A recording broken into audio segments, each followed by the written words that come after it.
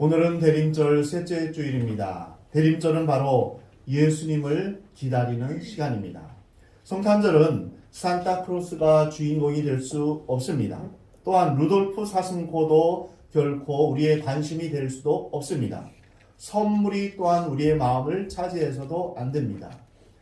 대림절 또 성탄절은 오직 예수 그리스도께서 주인공이 되셔야 합니다.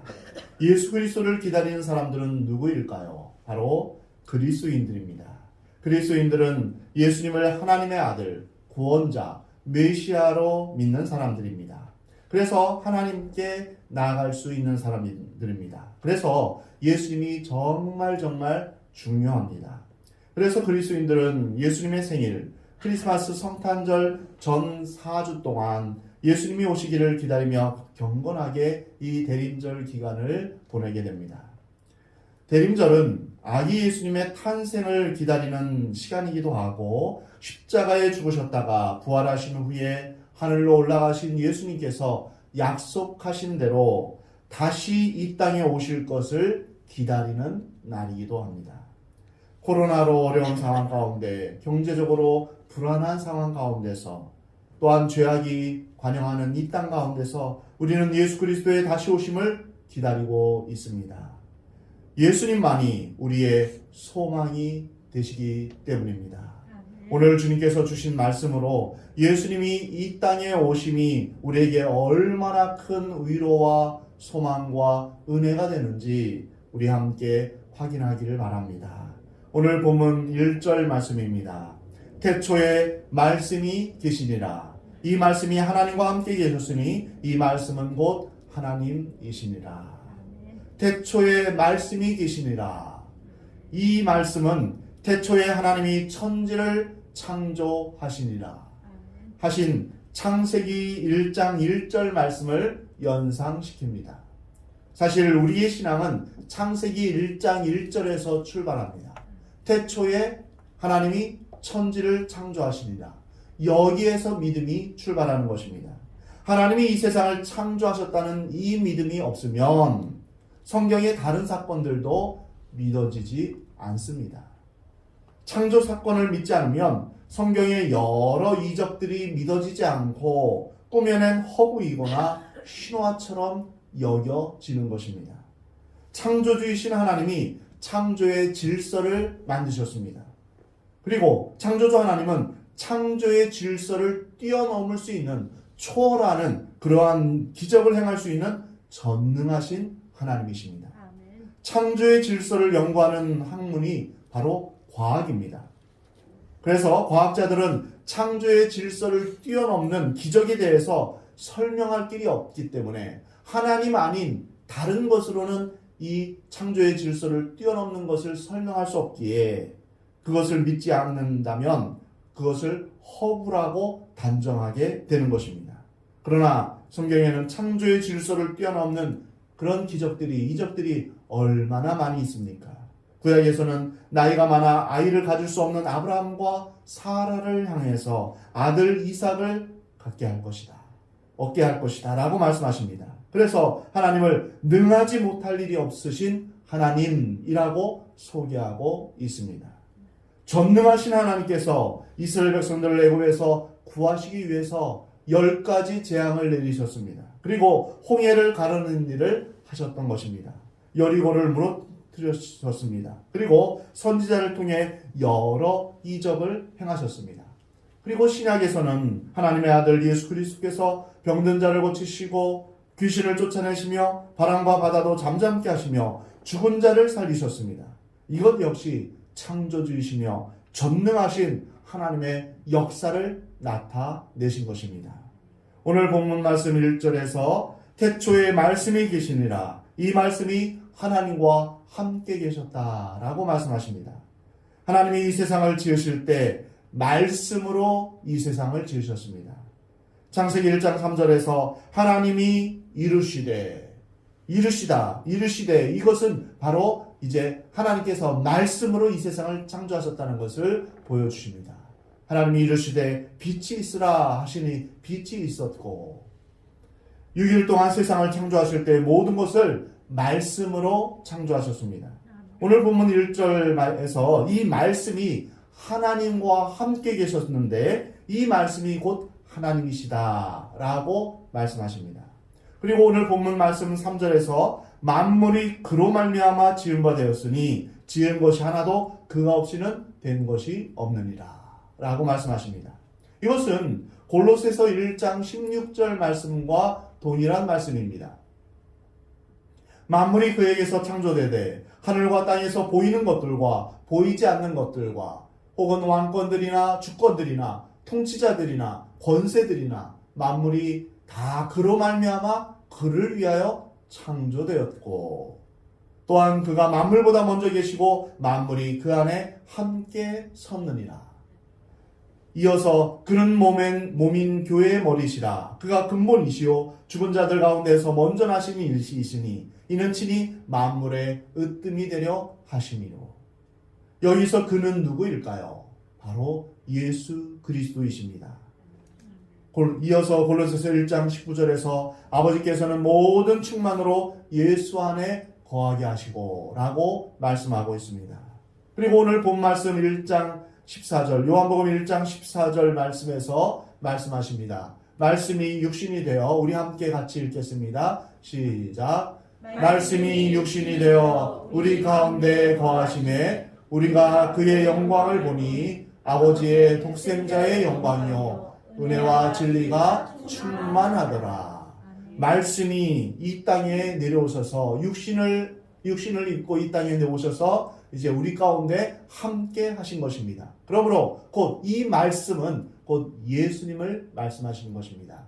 그래서 오늘 본문 말씀 요한복음 1장 1절부터 3절 말씀에서 말씀 또는 그 대신에 예수님을 대신 넣어서 한번 읽어보겠습니다.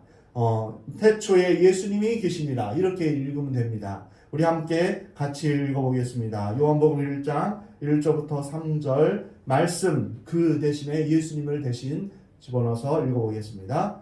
태초에 예수님이 계시니라. 이 예수님이 하나님과 함께 계셨으니 이 예수님은 곧 하나님이시니라. 예수님이 태초에 하나님과 함께 계셨고 만물이 예수님으로 말미암아 지은 바 되었으니 지은 것이 하나도 예수님이 없이는 된 것이 없느니라. 아멘. 그러니까 예수님이 어떠한 분이신가를 우리가 성경을 조금만 더 연구를 해보면 알 수 있습니다. 예수님은 태초부터 계신 말씀이었고 이 세상을 만드신 창조주시라고 말씀하고 있는 것입니다. 예수님을 육신으로만 안다면 내가 아브라함보다 이전에 있었다라고 한다면 이제 아브라함이 그 당시 예수님이 살던 그때 당시에보다 2000년 전의 사람인데 내가 나이가 50도 못 되었는데 어떻게 아브라함보다 이전에 있었냐 하면서 이해를 못하고 또한 예수님을 향하여 돌을 들어 치려고 했던 그러한 모습과 똑같아지는 것입니다. 예수님은 4대 성인 중에 한 명이 아닙니다. 예수님은 말씀으로 이 땅에 오신 하나님이십니다. 그리고 모든 만물이 그로 말미암아 지음받았다라고 말씀하십니다. 전능하신 전지하신 하나님의 아들이심을 말씀하고 있는 것입니다. 천지를 창조하신 하나님께서 말씀이신 하나님께서 육신이 되어서 이 세상에 오신 것입니다. 이는 아버지의 독생자의 영광이라고 말씀하십니다. 하나님의 영광은 하나님의 임재로 나타납니다. 굉장히 높고 귀한 분이 우리 집에 오시면 우리가 어떻게 표현합니까? 우리 집에 이렇게 누추한 곳에 오시니 영광입니다. 이 영광이라는 것은 바로 하나님의 임재를 말하는 것입니다. 예수님이 이 세상에 오심으로 영광의 하나님께서 우리 가운데 거하시는 것입니다. 우리와 함께 거하시는 것입니다. 이 얼마나 놀라운 은혜인가. 오늘 본문 12절 13절 말씀을 보면 예수님을 영접하고 받아들이는 사람은 모두가 하나님의 자녀가 되는 권세를 주신다고 말씀하셨습니다. 오늘 본문 12절 말씀입니다. 영접하는 자, 곧 그 이름을 믿는 자들에게는 하나님의 자녀가 되는 권세를 주셨으니 라고 말씀하십니다. 오늘날에도 두 부류의 사람들이 있습니다. 예수님을 영접하는 사람이 있는가 하면 예수님을 미워하고 거부하며 영접하지 않는 사람들이 있습니다.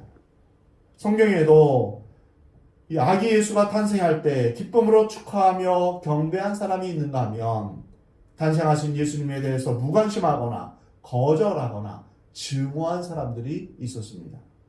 오늘 본문 요한복음 1장 5절 말씀입니다. 빛이 어둠에 비추되 어둠이 깨닫지 못하더라. 어둠은 빛이 오는 것을 싫어합니다. 자신의 치부가 드러나는 것을 반가워하지 않습니다. 자신을 죄인이라고 지적하는 것을 싫어합니다. 자신의 죄가 드러나는 것을 거부하는 것입니다.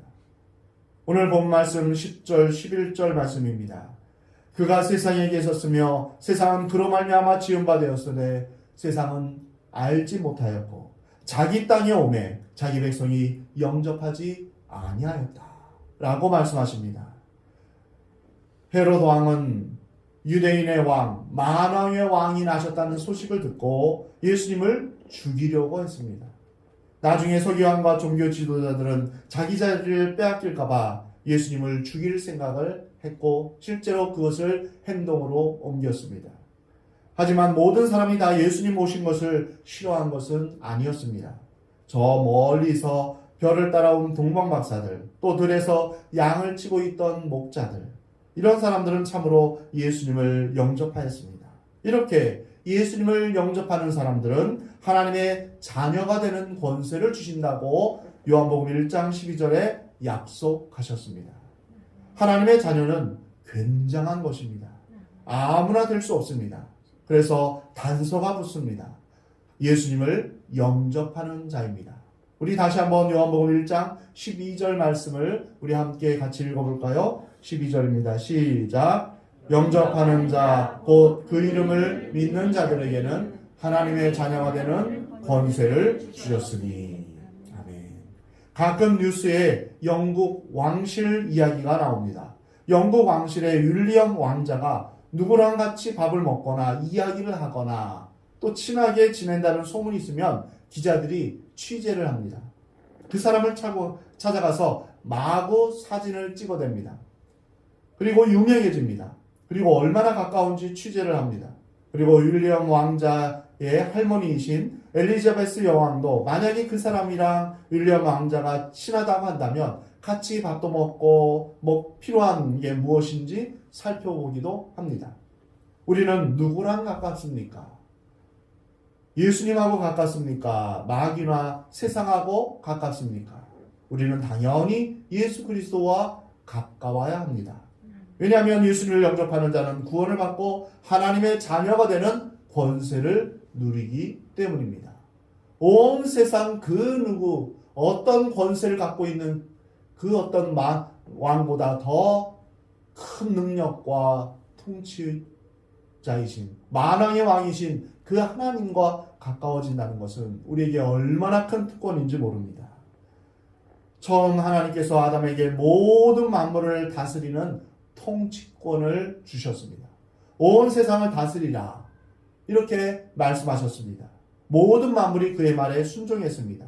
그러나 아담의 타락으로 인해서 동물도 그를 공격하는 적이 되었고 땅은 엉겅퀴가 나고 또한 아내조차 자신의 경쟁과 시기의 대상이 되고 말았습니다.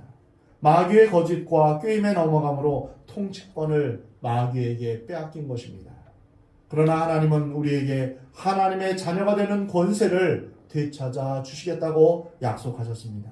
그러기에 주 예수 그리스도 안에서 우리는 하나님의 자녀된 권세를 갖게 된 것입니다. 하나님의 아들 예수님을 믿어 하나님과의 관계가 회복되고 그 회복함 가운데 하나님의 자녀가 되어 하나님의 자녀로서 빛에 속하여 살게 되는 것입니다. 예수님 때문에 이 모든 것이 가능하게 된 것입니다. 얼마나 큰 은혜인지 모릅니다. 이 땅에 오신 예수님을 믿고 영접함으로 이 세상의 고통과 절망 가운데서 우리는 구원받으며 또한 마지막 날 심판 때 우리는 그 심판을 면할 수 있게 되는 것입니다. 또한 우리가 하나님의 자녀된 권세를 이 땅에서 누리며 또한 영원한 하나님 나라에서 하나님의 유업을 우리가 물려받을 수 있는 것입니다. 우리는 비록 이 세상에 살지만 이 세상에 속하지 않고 하나님 나라에 속해 있는 사람들입니다. 그렇다면 예수님께서 어떻게 하셨기 때문에 우리가 하나님의 자녀가 될 수 있었을까요? 오늘 본 말씀 14절 말씀이 육신이 되어 우리 가운데 거하시네.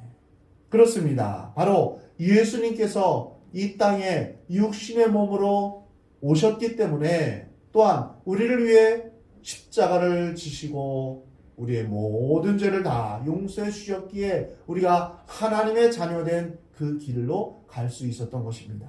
그렇다면 우리는 하나님의 자녀가 되면 우리는 어떠한 삶을 살 수 있습니까?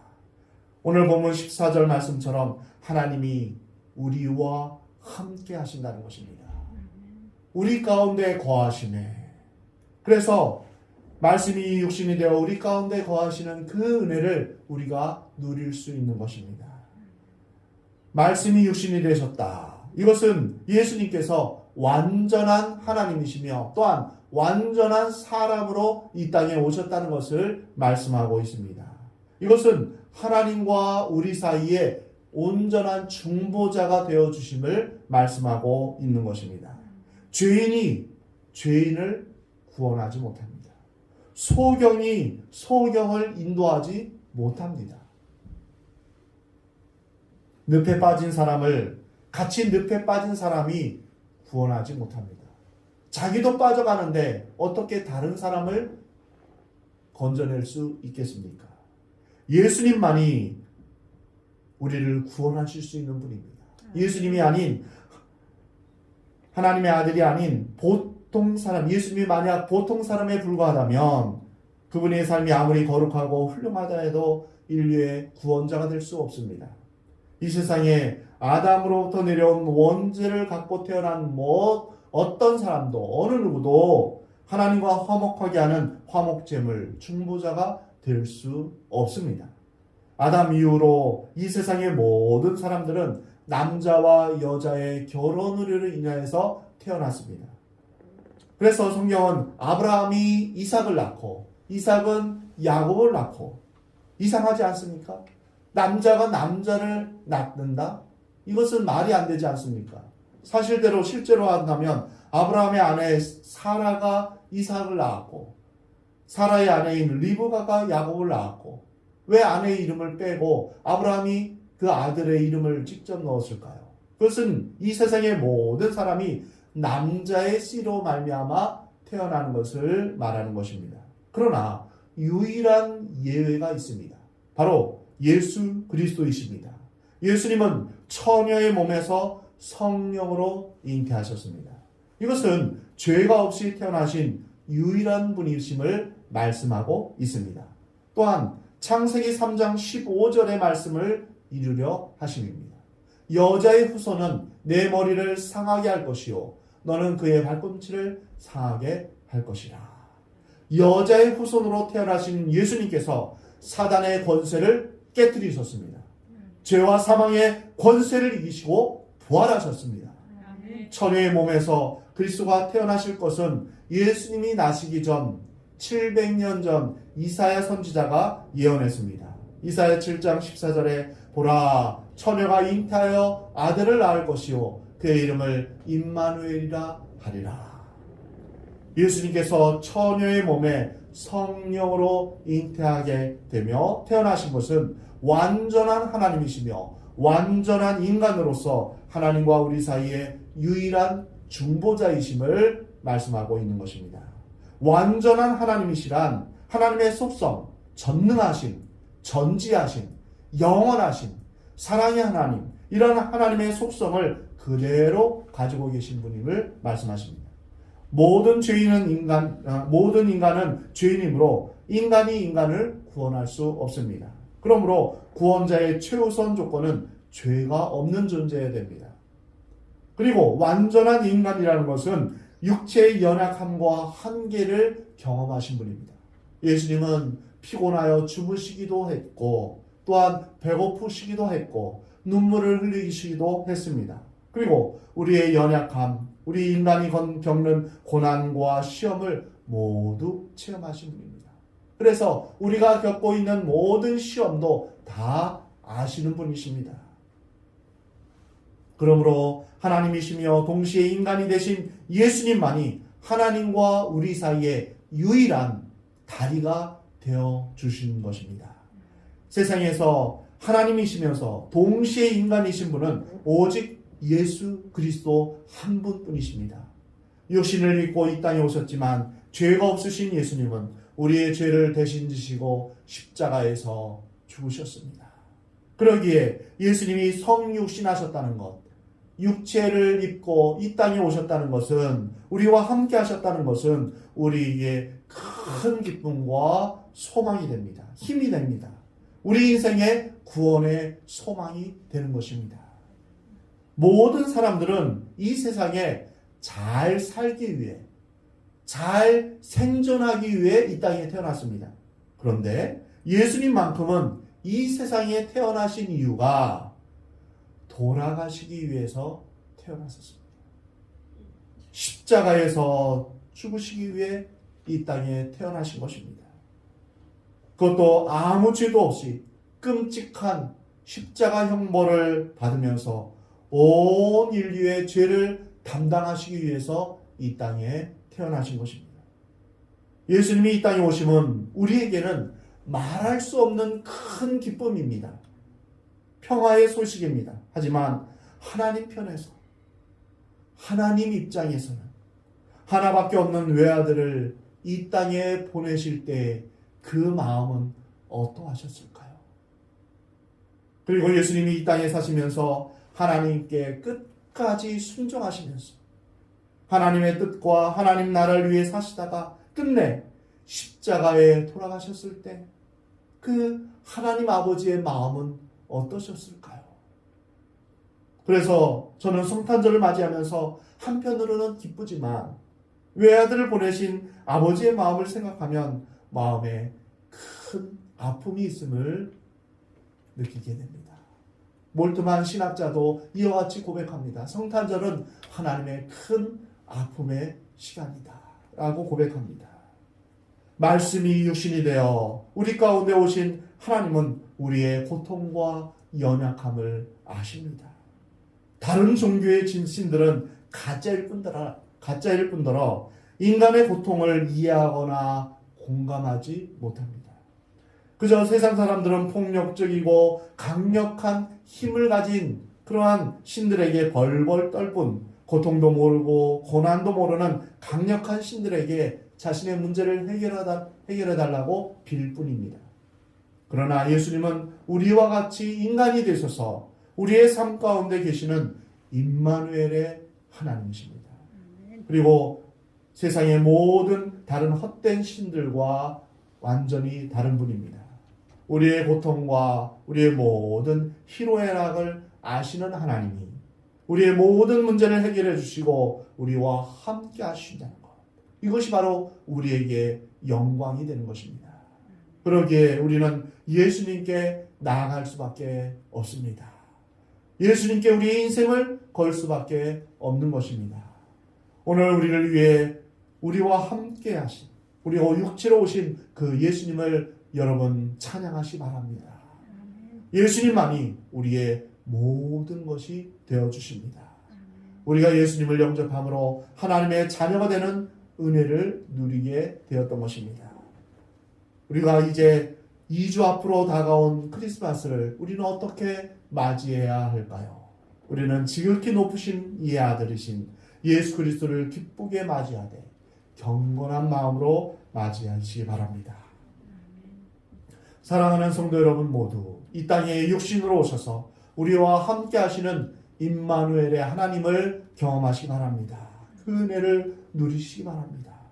임마누엘의 하나님은 예수님의 영, 즉 성령으로 우리가 경험할 수 있습니다. 두려워 말라, 내가 너와 함께함이라.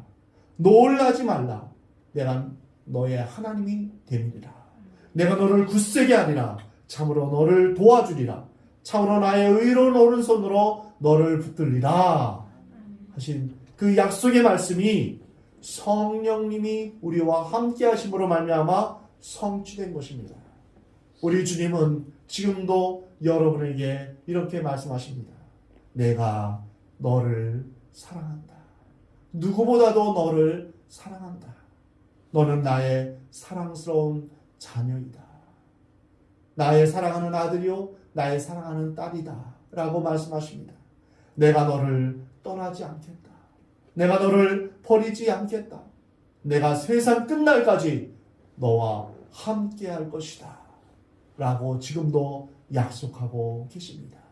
이 약속의 말씀을 굳게 믿고 여러분 주님이 이 땅에 오실 때까지 온전히 그 믿음 가운데 사시기 바랍니다. 그래서 여러분이 이제 주님이 다시 오실 때까지 온전히 주님을 의지함으로 말미암아 하루하루 매 순간 임마누엘의 하나님을 경험하는 여러분 되시기 바랍니다. 우리와 함께 하시는 우리 주님의 사랑과 은혜가 충만한 가득 찬 그런 삶을 사는 저와 여러분의 삶이 되기를 하나님은 원하십니다.